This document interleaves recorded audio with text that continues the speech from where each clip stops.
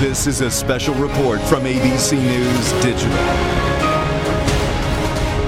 Hello, everyone. I'm Devin Dwyer in New York with this ABC News Digital special report. A military judge has now sentenced Army Private Bradley Manning to 35 years in prison for leaking hundreds of thousands of classified military and diplomatic documents to WikiLeaks. It was the largest leak of military secrets in American history. Right now, I want to bring in ABC's Pentagon reporter Louis Martinez, who joins us from outside the courthouse at Fort Meade. Louis, it's great to see you. What do you make of the judge's sentence? Well, it's very interesting. The prosecution had wanted 60 years. He faced a maximum of 9 years, but the judge gave him 35 years.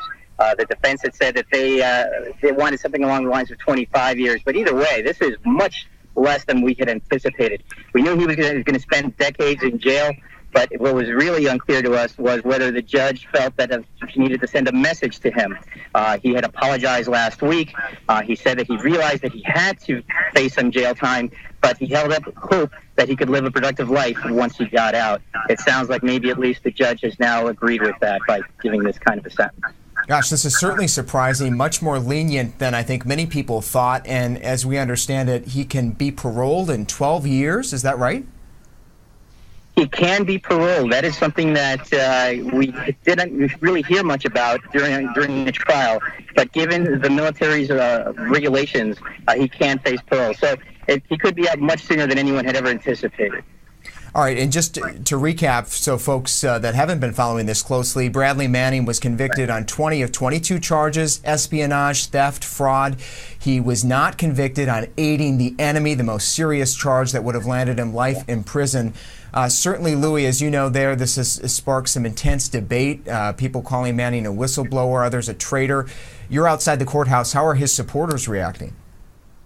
Well, actually, off to my left here, there's a group of supporters wearing their very identifiable black T-shirts with the word "truth" written in front of them.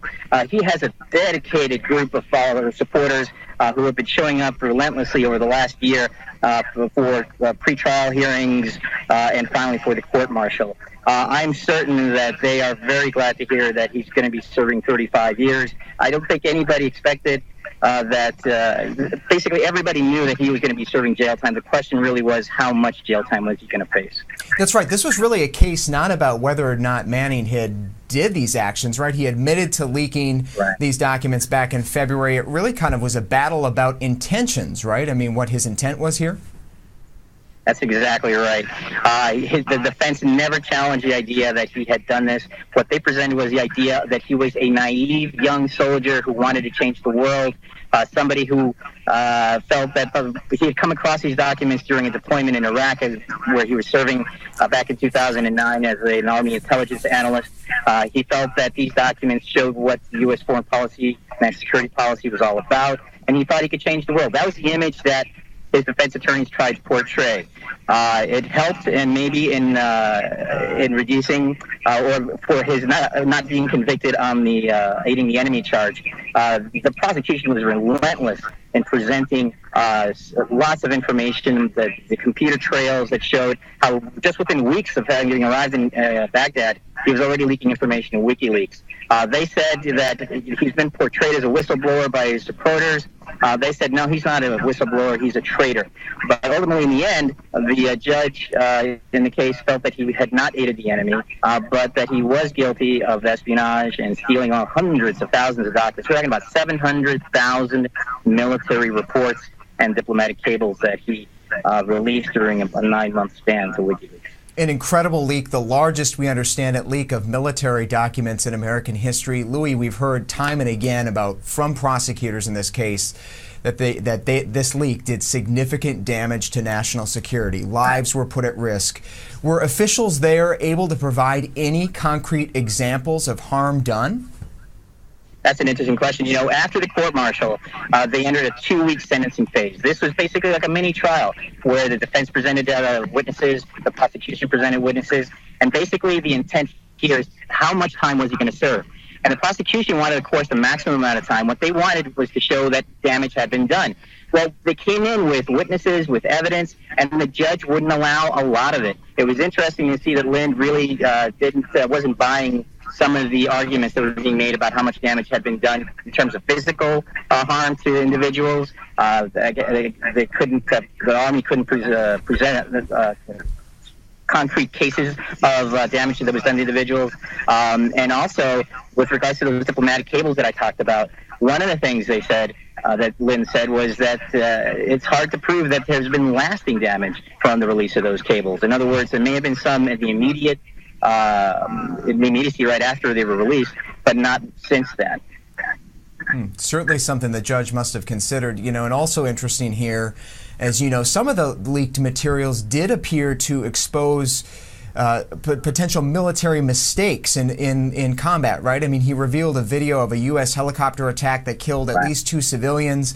Did this leak really change any way the U.S. military or the government operates at all? A lot of what he released was just the day-to-day combat situations in Iraq and Afghanistan. Whenever there's a combat incident, we have battlefield reports that go back to the headquarters. That's really what he sent back. It's very raw, very small amounts of information. But what it portrayed was just what war is really like, or was like, in Iraq and in Afghanistan at the time. It was more the diplomatic cables that really had more of an impact, because it showed what American policymakers at the State Department thought about some of their counterparts in other countries, including some of our allies.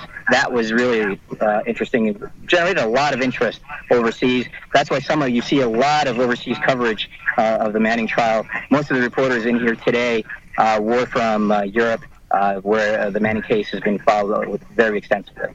All right, if you're just joining us again, we're talking with ABC's Pentagon reporter Louis Martinez outside the courtroom in Fort Meade, Virginia, where a military judge, has just announced a 35-year sentence for Army Private Bradley Manning. Again, he was responsible for one of the largest leaks of classified information in military history.